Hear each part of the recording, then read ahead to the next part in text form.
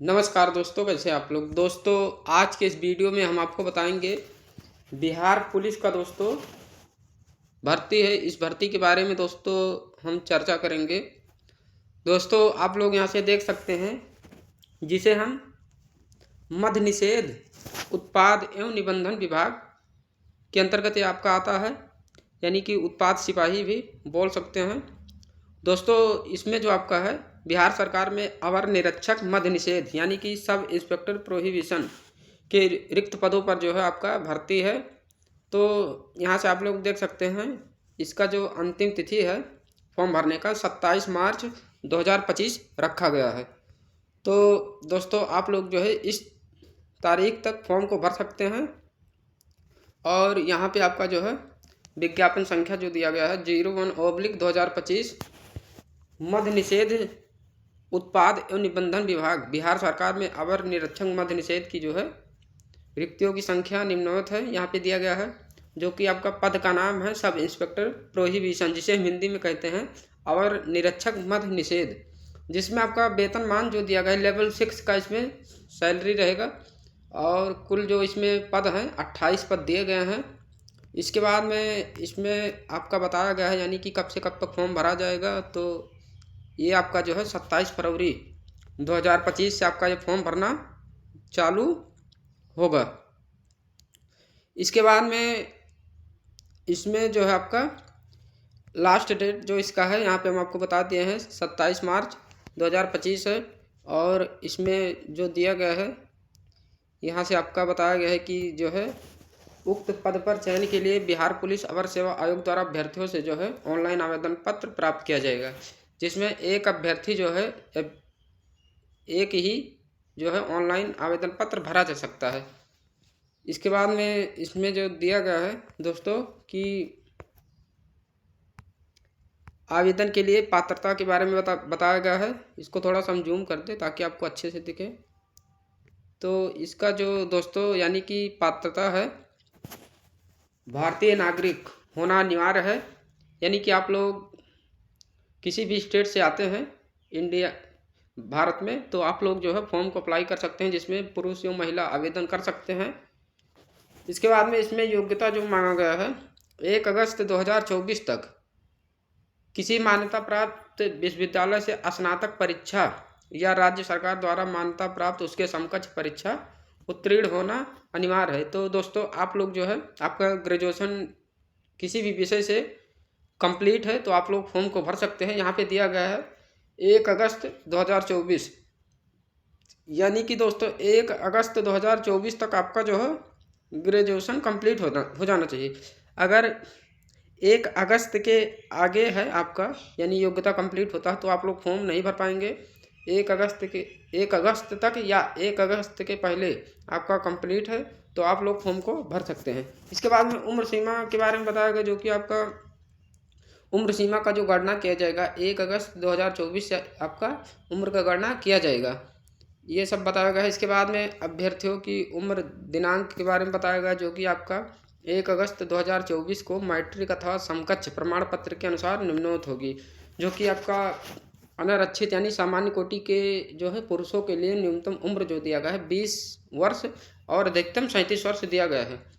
ये जो है 20 से 37 वर्ष जो है अलग स्टेट वालों के लिए भी इसमें रहेगा, यानी कि जैसे कोई अलग स्टेट से फॉर्म को भरता है तो उसका 20 से 37 वर्ष लिया जाएगा और उनको जो है एज में किसी भी प्रकार का जो है छूट नहीं दिया जाएगा।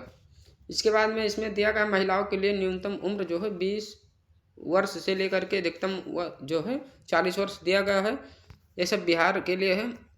इसके बाद में पिछड़ा वर्ग अत्यंत पिछड़ा वर्ग पुरुष और महिलाओं के लिए जो है उम्र है 20 से 40 वर्ष।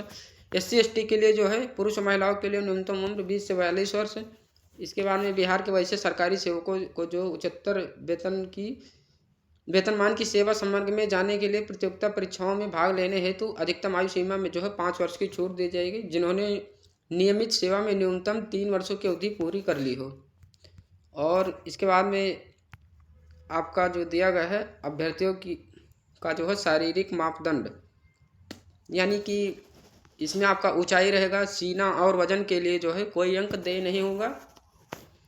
परंतु विहित अर्हताएँ पूरी करने वाले अभ्यर्थी जो है असफल घोषित किए जाएंगे। तो इसमें से आपका जो है सब बराबर होना चाहिए। अगर आपका बराबर नहीं आता है तो आप असफल घोषित किए जाएंगे। ऊंचाई के बारे में बताया गया, जो कि आपका सामान्य वर्ग एवं पिछड़ा वर्ग पुरुषों के लिए जो हाइट रहेगा 165 सेंटीमीटर है। अत्यंत पिछड़ा वर्ग के लिए पुरुषों के लिए 160 सेंटीमीटर, SC ST के लिए जो है पुरुषों के लिए 160 सेंटीमीटर हाइट है। इसके बाद में सभी वर्गों की महिलाओं के लिए न्यूनतम ऊंचाई जो है 155 सेंटीमीटर मांगा गया है। इसके बाद में चेस्ट के बारे में बताया गया है, जो कि यानी कि सिर्फ पुरुष के लिए है। चेस्ट जो है 81 होना चाहिए, 5 सेंटीमीटर फुलाव के साथ में होना चाहिए, यानी 86 सेंटीमीटर। और इसके बाद में अनुसूचित जाति एवं अनुसूचित जनजाति पुरुषों के लिए जो है इसमें चेस्ट जो होना चाहिए 79 से 84 सेंटीमीटर, यानी 5 सेंटीमीटर फुलाव के साथ होना चाहिए। इसके बाद में वजन के बारे में बताया गया, जो कि वजन जो है सभी वर्गों की महिला उम्मीदवारों के लिए न्यूनतम वजन जो है 48 किलोग्राम होना आवश्यक है।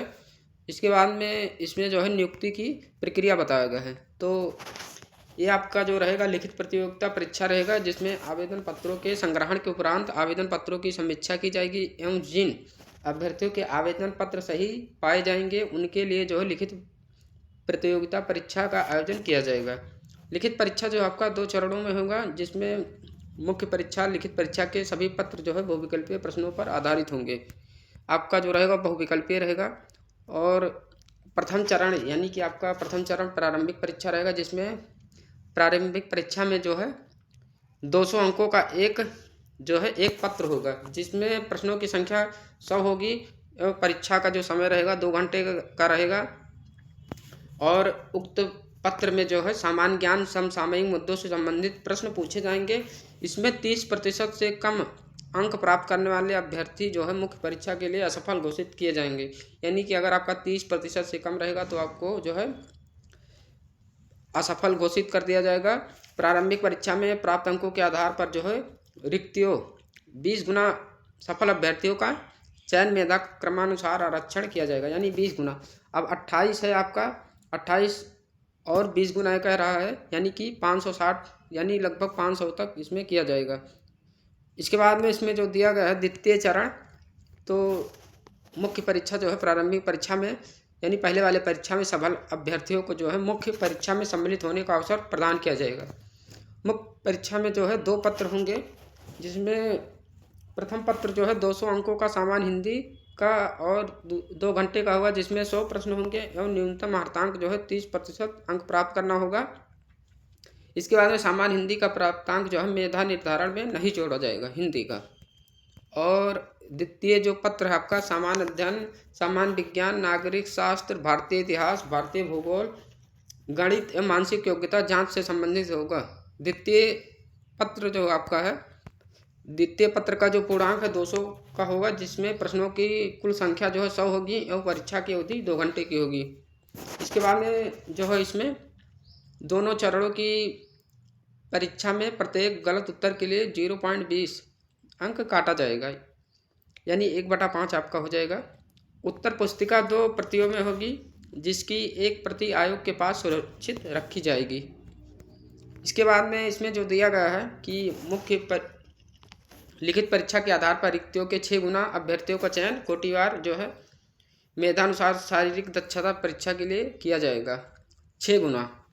इसके बाद में इसमें जो दिया गया है थर्ड चरण, यानी कि शारीरिक दक्षता दक्षता परीक्षा, जिसमें निम्नांकित शारीरिक योग्यता और दक्षता परीक्षा में अभ्यर्थियों को सफल होना अनिवार्य होगा।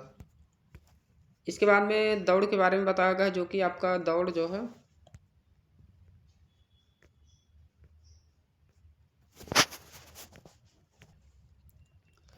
सभी कोटि के पुरुषों के लिए जो है 1 मील यानी कि 1600 मीटर की दौड़ के लिए जो है समय सीमा 6 मिनट 30 सेकंड दिया गया है। अधिक समय अगर आपको लगेगा तो इसमें असफल घोषित होंगे।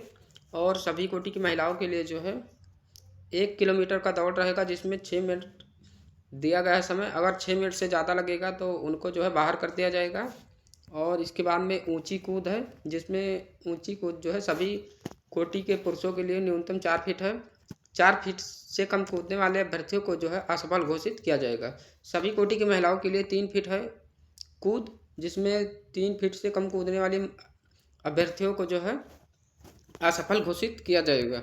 इसके बाद में लंबी कूद इसमें है, जो कि सभी कोटि के पुरुषों के लिए 12 फीट है, और 12 फीट से अगर आपको जैसे कम कूदते हैं तो असफल घोषित किया जाएगा। सभी कोटि की महिलाओं के लिए 9 फीट है, जिसमें अगर आप 9 फीट से कम कूदेंगी तो उनको जो है असफल घोषित किया जाएगा। गोला फेंक है, इसके बाद में ये आपका गोला जो रहेगा 16 पाउंड का गोला न्यूनतम रहेगा और 16 फीट फेंकना होगा। इसके बाद में अगर 16 फीट से कम फेंकेंगे पुरुष लोग तो अभ्यर्थियों को जो है असफल घोषित किया जाएगा, और महिलाओं के लिए जो है 12 पाउंड का गोला रहेगा, न्यूनतम 10 फीट फेंकना होगा। इसके बाद में इसमें जो दिया गया है, इसमें नियत समय यानी पुरुषों के लिए 6 मिनट 30 सेकंड, महिलाओं के लिए 6 मिनट में दौड़ पूरी करने वाले अभ्यर्थियों को ऊंची कूद, लंबी कूद एवं गोला फेंक स्पर्धाओं में न्यूनतम विनिश्चित मानदंड पूरा नहीं करने पर जो है असफल घोषित किया जाएगा तथा ऐसे अभ्यर्थियों को अन्य स्पर्धाओं में सम्मिलित होने का अवसर प्रदान नहीं किया जाएगा। अभ्यर्थियों को जो है सभी स्पर्धाओं में अलग अलग सफल होना होगा। मात्र ऊंची कूद, लंबी कूद एवं गोला फेंक में अधिकतम 3 मौका दिया जाएगा इसमें सब में। इसके बाद में इसमें जो दिया गया है,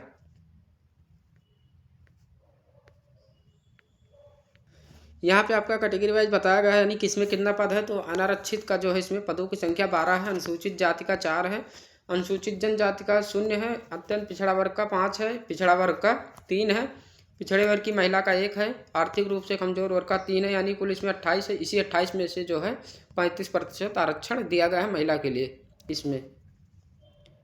और इसके बाद में ये जो इसका ऑफिशियल वेबसाइट दिया गया, आप लोग इस वेबसाइट के माध्यम से फॉर्म को भर सकते हैं।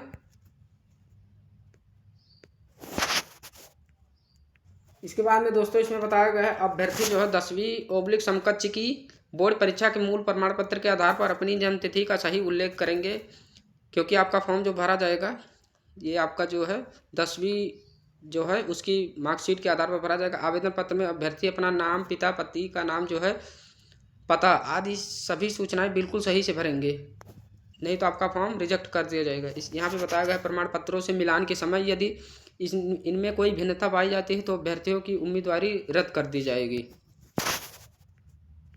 इसके बाद में दोस्तों इसमें आपका ये बताया गया है कि ऑनलाइन आवेदन पत्र भरने की अंतिम तिथि जो है 27 मार्च 2025 है। इसमें कोई जो है विस्तार नहीं किया जाएगा, यानी कि इसमें करेक्शन का डेट नहीं दिया गया है। तो इसमें बताया गया है कि अन्य माध्यमों से भेजे गए आवेदन में सुधार के लिए अनुरोध पर विचार नहीं किया जाएगा, इसलिए आपको फॉर्म को जो है एकदम अच्छी तरीके से भरना है। और यहाँ पे बताया गया है कि आपका उम्मीदवारी यानी किस कारण के लिए रिजेक्ट हो जाता है। तो इसमें दिया गया आवेदन पत्र का प्रथम भाग जो है पंजीकरण भरा जाना, परंतु द्वितीय भाग को भरकर सबमिट न करना। इसके बाद में आवेदक द्वारा फोटो अथवा हस्ताक्षर अपलोड न किया जाना, किसी अन्य व्यक्ति या अन्य का फोटो एवं हस्ताक्षर अपलोड किया जाना, आवेदक का ऑनलाइन भुगतान न किया जाना अथवा भुगतान के बाद जो है राशि को पुनः बैंक से चार्जबैक के रूप में प्राप्त कर लेना, आवेदन में गलत सूचना दिया जाना, ये सब बताया गया है। इसके बाद में यहाँ पे बताया गया है कि गलत आरक्षण कोटि का भरा जाना, अनारक्षित कोटि से संबंध रखने वाले आवेदक द्वारा किसी आरक्षण कोटि का दावा किया जाना, और जन्म तिथि गलत अंकित करना, आवेदन में गलत लिंग अंकित करना, इस कारण जो है फॉर्म को रिजेक्ट कर दिया जाता है। और इसके बाद में प्रमाण पत्र का स्वरूप में प्रस्तुत समर्पित न करना, ये सब बताया गया है, इसी कारण जो है फॉर्म रिजेक्ट होता है। इसके बाद में इसमें जो दिया गया है, बिहार राज्य के आर्थिक रूप से कमजोर वर्ग का सदस्य होने संबंधित, यानी कि आपका जो रहेगा EWS का सर्टिफिकेट 2024 से 25 की आय के आधार पर जो है निर्गत प्रमाण पत्र बिहार सरकार द्वारा जो है इसमें विहित प्रपत्र में होना आवश्यक है। और OBC के बारे में बताया गया है, जो कि आपका NCL प्रमाण पत्र, महिला अभ्यर्थी, विवाहित अविवाहित का क्रीमी लेयर प्रमाण पत्र जो है पिता के आधार पर निर्गत होने पर ही मान्य होगा, ये सब इसमें बताया गया है। तो दोस्तों ये था इस भर्ती का नोटिफिकेशन। आशा करता हूँ आपको ये वीडियो पसंद आया होगा। अगर आपको वीडियो पसंद आया हो तो आप वीडियो को लाइक कीजिए, अपने दोस्तों के साथ शेयर कीजिए। मिलते हैं अगले वीडियो में। जय हिंद, आपका दिन शुभ हो।